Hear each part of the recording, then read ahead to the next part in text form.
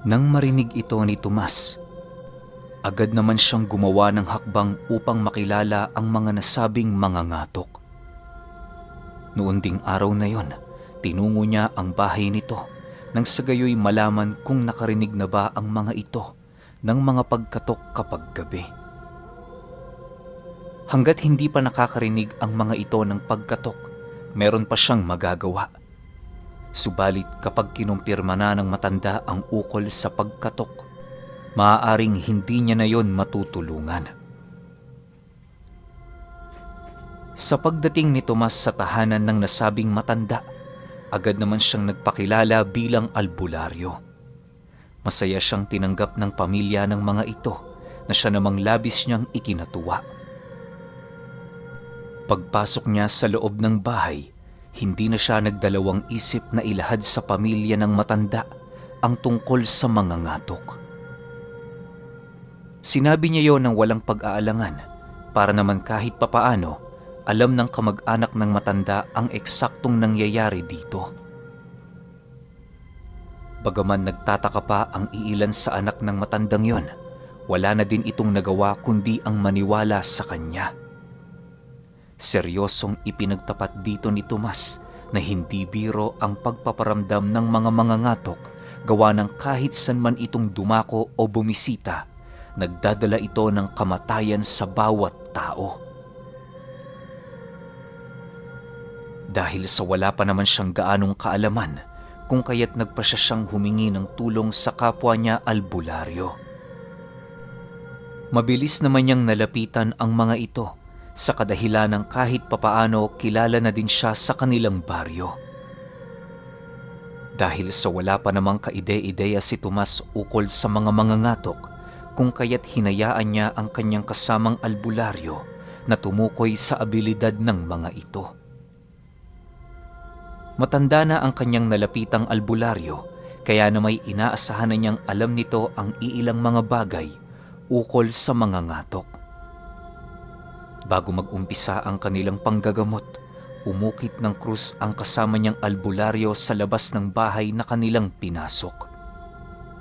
Ayon dito, kaya lang niya nilagyan ng simbolo ng krus ang bahay na yon upang maitaboy ang mga ngatok.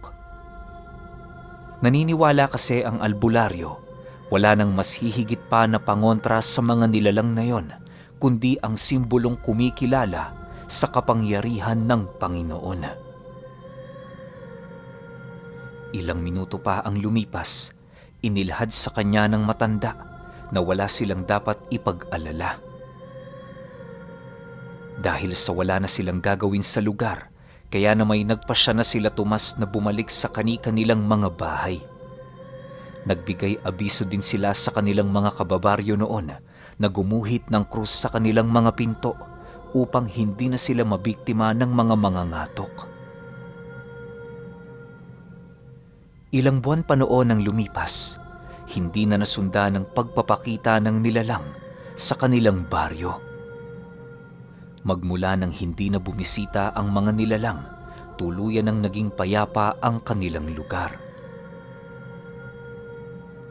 Sa pagdaan ng panahon na wala pang pinagkakaabalahan si Tomas, naituon niya ang kanyang wisyo sa pamumuhay nilang mag-ama. Bagaman wala siyang nakakaharap na nilalang sa bawat araw na dumaraan, patuloy pa rin siyang nagsasanay bilang paghahanda sa pagdating ng albularyong nagngangalang Makaryo. Isang araw, habang naglilibot si Tomas sa bukid, muling nagpakita sa kanya ang isang nilalang nakahawig ng pumatay sa kanyang ina.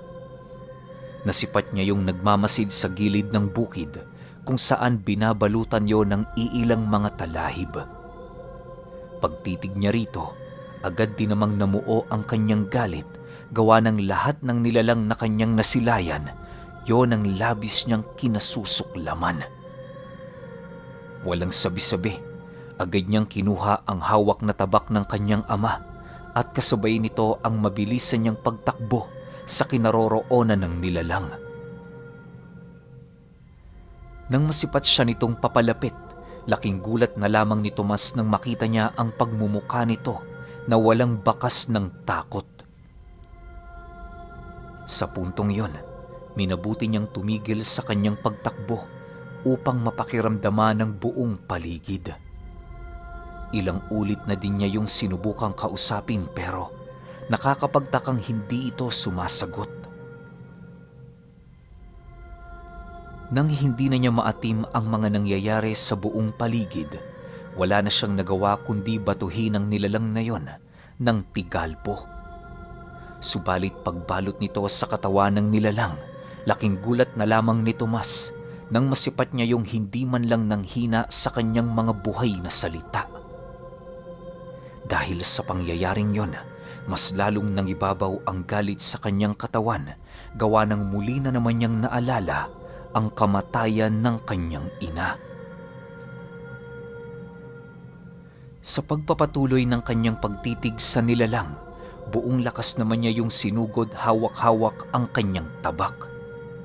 Pag-unday niya sa katawan nito, bigla na lamang yung naglaho habang katakatakot na humahalakhak. Sa pagbalik ng katahimikan sa paligid, nag-iwan naman yon ng palaisipan sa kanyang isipan. Halos hindi niya noon maunawaan kung bakit muling nagpakita na naman sa kanya ang nilalang. Ilang araw ang lumipas magmula noong nagpakita ito sa kanya. Naging madalas na ang pagbisita ng aswang sa kanilang lugar. Kung noon ay madalang ang nagpapatingin sa kanyang may kinalaman sa aswang, ngayon purong mga naaaswang na ang dumadayo sa kanilang tahanan para magpatingin. Dahil sa pangyayaring yon, lahat ng kababaryo ni Tomas binigyan niya ng mga pangontra. Bilang lang naman ang mga nagpapatingin noon sa kanya, kaya na may hindi ito naging mahirap gawin. Sa ilang araw na panggagamot noon ni Tomas, ramdam na niya ang pagod sa kanyang buong katawan. Kahit tumutulong noon ang kanyang ama, hindi yun sapat upang pagsabay-sabayin ang mga taong nangangailangan ng kanilang tulong. Upang mailigtas ang lahat ng mga nangangailangan, humingi na din siya ng karagdagang tulong sa mga kakilala niyang albularyo. Halos inabot din ng 2 linggo na naging bahay gamutan ang kanilang tahanan na siya namang hindi niya gaanong pinagtuunan ng pansin. Para kay Tomas, wala nang hihigit pa kundi ang tumulong sa kanilang kapwa. Masira o maapektuhan man ang kanilang pinaghirapan ng kanyang ama, wala itong problema alang-alang sa mga minamahal niyang kababaryo. Dahil sa ganong pag-uugali noon ni Tomas, nakilala siya bilang isa sa mga huwarang binatilyo sa kanilang lugar. Sa edad niya kasing yun, hindi maipagkakailang marami na siyang napatunayan. Sa pagpapatuloy ng kanyang pagtulong sa kapwa, nakaisip siya ng paraan para maitaboy ang mga aswang na nananalasa sa pagtalikod ng araw sa kalupaan. Ang ginawa niya noon, nagbigay siya ng abiso sa bawat tahanang nakatira sa kanilang baryo upang tumulong sa gagawin nilang paglilibot tuwing gabi. Pinaunlakan naman ito ang kanyang nais, gawa ng alam din ng mga ito na yun lamang ang paraan para matigil ang pagsalakay ng mga aswang. Isang gabi, habang naglilibot sila Tomas, naging maayos naman ang lahat. Napakatahimik noon sa kanilang lugar, gawa ng karamihan sa mga kababaihan kasalukuyan ng nagpapahinga. Bale, may salita noon ang kanilang pagbantay, nang sa gayoy masiguro nilang walang makakalusot na aswang sa kanilang hanay. Manong Tomas, parang wala naman huatang aswang ngayon ah. Pwede na ba tayong umuwi? Inaantok na kasi ako kanina pa. Wika ng isa sa kanyang mga kababaryo. Sige na kaibigan, umuwi ka na. Kami na lang ang magbabantay dito. Pero sana bukas, siguraduhin mong nandito ka ha. Hindi naman kita mapipilit ngayon kung talagang nanghihina ka na. Sagot naman niya rito. Nang marinig ito ng lalaki, agad naman itong iniabot sa kanya ang sulo habang nagpapasalamat. Masaya naman yung kinuha ni Tomas para naman kahit papaano hindi mag-isip ng kakaiba ang lalaki. Nang makaalis na ito, panay naman ang kanyang pagrinig ng mga pagbubulungan ng kanyang mga kasama. Upang maiwasan ang hindi pagkakaunawaan, nagpasya siyang kausapin ng kanyang mga kababaryo ng masinsinan. Huwag niyo nang pag-isipan ng masama ang kaibigan nating yon. Ang importante, nandito tayo. Isipin niyo na lang ang inyong pamilya. Maghihintay pa ba kayo na mabiktima sila? Hindi naman natin to ginagawa dahil lang kinakailangan. Ginagawa natin to bilang proteksyon sa ating angkan. Kung tutuusin, mas mapalad kayo ngayong nandito sapagkat masisilayan ninyo at mapatotohanan ninyo ang mga nilalang na inaakalang kathang-isip ng mga ordinaryong tao. Paliwanag ni Tomas. Dahil sa kanyang sinabi, wala nang nagawa ang kanyang mga kasama kundi ang mapatahimik. Kahit papaano, aminado naman silang may punto ang sinabi ni Tomas. Sa pagpatak ng 12:00 ng gabi, patuloy pa rin sila noong nag-iikot sa kanilang baryo. Nang marating na nila ang dulong parte ng lugar, doon na dahan-dahang naganap ang mga bagay na kanilang kinatatakutan. Sa pagrinig nila ng alulong ng aso, bigla namang nagsikumpulan ang mga kasama ni Tomas, gawa ng natakot ang mga ito. Bagaman alulong pa lamang yon ng isang ordinaryong hayop, hindi niya maipagkakaila na meron itong hatid na babala ukol sa pagdating ng mga aswang. Upang hindi mapahamak noon ang kanyang mga kasama, minabuti niyang bumalik sa lugar na pinagpapahingahan ng pangkat ng kanyang ama. Paglahad niya ditong nakarinig sila ng alulong ng hayop sa dulong parte ng baryo, agad naman itong sumama sa kanya kasama ang iilang mga albularyo. Bale, iniwan nila sa lugar na yon ng walang kakayahang makipaglaban kasama ang isang albularyo na labis din nilang pinagkakatiwalaan. Kung iisipin, wala namang dapat na ikabahala ang mga ito, gawa ng ang lugar na pinagkukumpulan nila, balot na balot ng mga pangontra. Habang binabagtas nila Tomas ang daan, panay naman ang kanilang pag-uusap ukol sa alulong ng aso na kanyang narinig. Maiging inalam ito ng kapwa niya albularyo, nang sa gayoy magawa nilang malaman ang eksaktong bilang ng mga nilalang. Sa pagdating nila sa dulong parte ng lugar, bigla naman nilang nasipat ang 3 aso na nakatayo, di kalayuan sa isang tahanan. Nanlilisik ang mga mata nito na para bang meron yung tinatagong kabangisan. Maya-maya pa, bigla naman itong nasipat nila Tomas na bumaliktad ang ulo at kasabay nito ang pag-usli ng mga maliliit na pakpak na maihahalin tulad mo sa isang pakpak ng paniki. Dahil sa pangyayaring yon, doon nila napagtanto na ang mga asong kanilang nasipat ay mga sigbin. Unang beses makarinig ni Tomas ng ganoong nilalang, kung kaya't labis-labis ang kanyang pagkamangha habang patuloy itong pinagmamasdan. Tay, ano ho ba ang sigbin? Tanong ni Tomas sa kanyang ama. Alagaya ng aswang, anak. Bakit? Hindi mo ba alam ang tungkol sa kanila? Sagot naman ng kanyang ama. Nang marinig niya ang sinabi nito, minabuti na lamang niyang pag-aralan ang wangis at galaw ng nilalang na yon. Ilang minuto pa ang lumipas, lumitaw sa likurang bahagi ng mga sigbin ang mga panauhin na may wangis ng isang ordinaryong tao.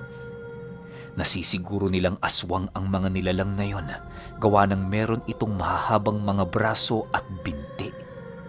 Nababalot din ang katawan nito ng mga balahibo, indikasyon na yun na ang orihinal nilang anyo. Sa pagkakatanda noon ni Tomas, 15 aswang ang pumalibot sa kanila noong mga oras na yon. Ang mga kasama nila noong albularyo ay kanya-kanya ng taas ng kanilang mga bakod at puder, habang si Tomas naman nananatiling walang ginagawa. Ayon sa iilan nilang kasama, ang mga aswang na nasa harapan nila, kaparte ng lahi ng mga aswang na kung tawagin ay ik-ik. Kung hindi nagkakamali ang mga kasama niyang albularyo, nanggaling ang uri nito sa katabi nilang lugar. Meron din kasi noong baryo sa gilid ng San Cristobal kung saan pinamamahalaan ng mga aswang. Dagdag pa ng albularyo na bibihira kung masipat ang mga ik-ik sa kanilang lugar.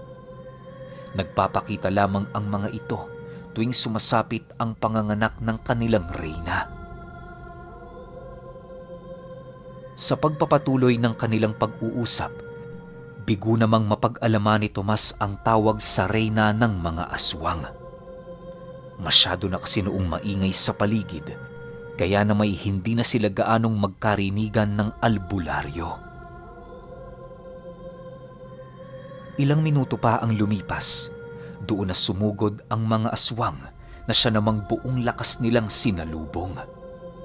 Kitang-kita ni Tomas noon ang kanyang ama at si Elpin na walang habas sa pagsapak sa mga nilalang na nagpupumilit sumira sa kanilang hanay. Maya-maya pa, bigla naman siyang napausal ng malakas na kataga nang masipat niya ang kanyang amang pinagkukumpulan ng mga ik-ik. Pagtigal po niya sa mga ito, mabilisan naman niyang kinuha ang kanyang tabak at walang habas yung pinag-uundaya ng saksak. Animoy nagwawala na noong mga oras na yun si Tomas, gawa ng kahit sinong nilalang ang lumapit sa kanya, hindi niya yun pinapakitaan ng awa. May mga pagkakataon ngang pumatay siya ng sigpin sa pamamagitan lamang ng buhay na salita. Kalahating oras pa ang lumipas, napilitan ng umatras ang mga ik-ik. Hindi dahil sa mahina na ang kanilang puwersa, bagkus ay malapit nang sumapit ang oras ng kahinaan nila. Ayon sa mga albularyong kasama noon ni Tomas, kadalasang kahinaan ng mga ik-ik ang pagpatak ng umaga. Sa kasamaang palad, wala namang ideya ang mga kasamang albularyo noon ni Tomas kung bakit nang hihina ang mga ik-ik kapag pumapatak ang alauna ng umaga. Sa pagbalik ng katahimikan sa paligid, ninais na nilang tumungo sa lugar na pinagkukumpulan ng kanilang mga kasama. Bitbit nila noon ang isang bangkay ng ik-ik upang maipakita sa mga ito na hindi kathang isip ang nilalang na inaakala nila. Sa pagdating nila noon sa lugar ng kanilang mga kasama, gulat na gulat naman ang mga ito dahil sa kanilang mga nakita. Magmula noon, kumalat na ang usaping yon sa kanilang lugar na siya namang napag-alaman ng karamihan. Habang patuloy nila itong pinagmamasdan, doon inilahad ni Tomas ang panganib na maaaring maidulot ng mga aswang. Ipinagbigay abiso din niya sa mga ito ang panginginain ng reyna ng mga ik-ik sa buwang yon. Bago nila buwagin ang kanilang grupo, inilahad ni Tomas sa bawat kalalakihang naroon ang paglalagay ng dahon ng talong sa itaas ng kanilang bahay. Maglagay din sila ng mga asin sa gilid ng kanilang pinto at panatilihin nila ang ukit ng krus upang maitaboy ang mga mangangatok na maaaring maligaw sa kanilang baryo. Matapos niyang mailahad ang mga bagay na yon, agad naman nilang inilibing ang bangkay ng ik-ik sa maliit na sementeryo ng kanilang lugar. Kahit papaano'y itinuring pa rin yun nila Tomas bilang isang ordinaryong tao na biktima lamang ng panlilinlang ng dyablo. Ilang minuto pa ang lumipas, nakabalik na nga sila sa kanilang tirahan. Kasakasama nilang mag-ama noon ang kapwa nila albularyo upang magsagawa ng pagpupulong ukol sa kanilang gagawin sa mga susunod na araw.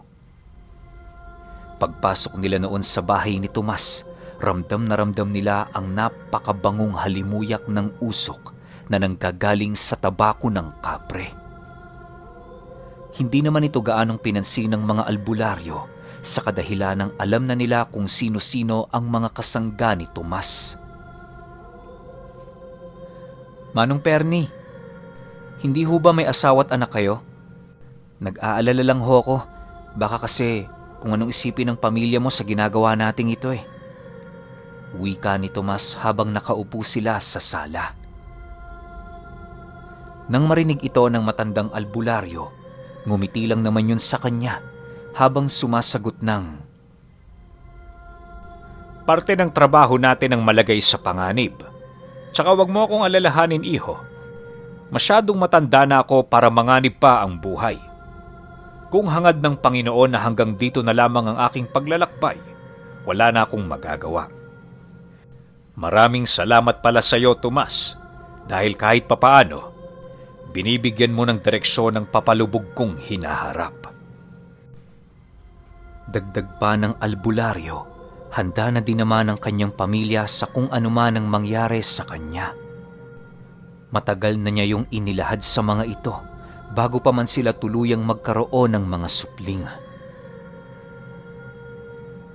Matapos ang kanilang pag-uusap, kahit papaano naklaro naman ni Tomas ang mga katanungang yun. Ayaw niya kasing bumuo noon ng isang samahan na merong taong tumututol. Dahil sa wala namang may problema sa kanilang grupo, kung kaya't ipinagpatuloy na nila ang kanilang pag-uusap. Makalipas ang ilang minuto ng kanilang pagpupulong, doon inilahad ni Tomas ang mga bagay na kanilang gagawin. Hindi sila maglilibing ng mga pangontra sa kabuuan ng baryo, gawa ng masyado yung mahirap at napakatagal na gawin. Hindi din kasi biro ang pag-usal ng mga pangontrang gagawin, lalo pat kinakailangang malawak ang sakop nitong maaaring maapektuhan. Kinakailangan nilang bumuno ng 1 taon sa pag-uusal, makagawa lamang ng pangontra na kanilang hinahangad. Dahil sa malabo namang gawin ng bagay na yon, kung kaya't nag-isip na lamang sila Tomas ng mga pangontrang maaaring maibigay sa kanilang kababaryo. Nasa 17 bahay lang naman kasi ang nakatirik noon sa kanilang lugar, kung kaya't magiging madali ito para sa kanila. Matapos ang kanilang pulong, agad din naman nilang ginawa ang mga pangontra. Magdamag na sila noong hindi nagpahinga para naman kahit papaano handa na sila sa pagsapit ng umaga. Labis-labis ang pasasalamat noon ni Tomas sa kanyang mga kasama, gawa ng kahit mga matatanda na ang mga ito, nakuha pa rin itong makisabayan sa kanya. Sa pagsapit ng umaga, mabigat man ang kanilang mga pakiramdam, pinilit nilang maglibot sa kanilang lugar. Tinipon nila ang lahat ng kababaihan sa baryo upang maipagbigay alam ang nararapat na gawin ng mga ito sa oras na makaramdam sila nang hindi kaaya-aya sa paligid. Halos umabot din ng 5 oras ang kanilang paglilibot upang maibigay ang lahat ng pangontra na kanilang dala. Kahit papaano, naging masaya naman sila, gawa ng lahat ng mga bahay na kanilang binibisita, merong nakahandang merienda at pagkain para sa grupo nila. Sa pagsapit ng hapon, kasalukuyan na ngang nagpapahinga sila Tomas. Bale hindi na muna nila tinawag ang mga kasama nila sa pagbabantay, gawa ng gabi yon ng pahinga ng kanilang grupo.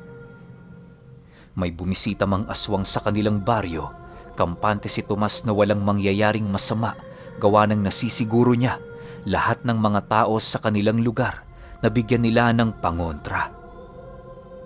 Akala ni Tomas, doon na matitigil ang pagsugod ng mga ik-ik, subalit nagkamali siya. Makalipas lamang ang 3 araw na balot sa pangontra ang kanilang lugar, bumisita ang iilang mga engkanto na inutusan ng mga ito. Karamihan sa mga engkantong yon ay namatay kasama ng mga pangontrang ginawa nila Tomas. Dahil sa wala namang kakayahan ng kanyang mga kababaryo na masilayan ang mga engkanto, kung kaya't inakala ng mga ito na buhay pa rin ang kanilang pangontra. Hindi din sila noon nakapagpatingin sa grupo nila Tomas sa kadahilan ng abala din sila sa mga trabaho tuwing umaga. Sa pagsapit ng gabi ng ika-4 na araw, habang nagpapahinga si Tomas at ang kanyang ama, bigla na lamang lumapit sa kanya ang kapre habang inilalahad nito ang tungkol sa panganib na malapit nang maganap sa kanilang lugar. Para sa mga hindi nakakaalam, isa sa mga abilidad ng mga kapre ay ang makasilay ng kaganapan sa hinaharap na merong kaugnayan sa kanilang uri. Bagaman limitado lamang ang kanilang kakayahan na makasilay sa hinaharap, sapat na yon upang magawa nilang malaman kung ano ang mga susunod na mangyayari. Sa pagpapatuloy ng kwento, malalaman nyo na ang mga katagang ibinulong ng kapre kay Tomas. Okay, nakaka-excite yung 15. Ano kaya yung binulong ng kapre, no? Parang sobrang sigalot ba to o meron darating na kakaibang nilalang? Di natin alam eh. Pero para malaman na natin, sunod kagad natin yung 15. Yun lang. Salamat.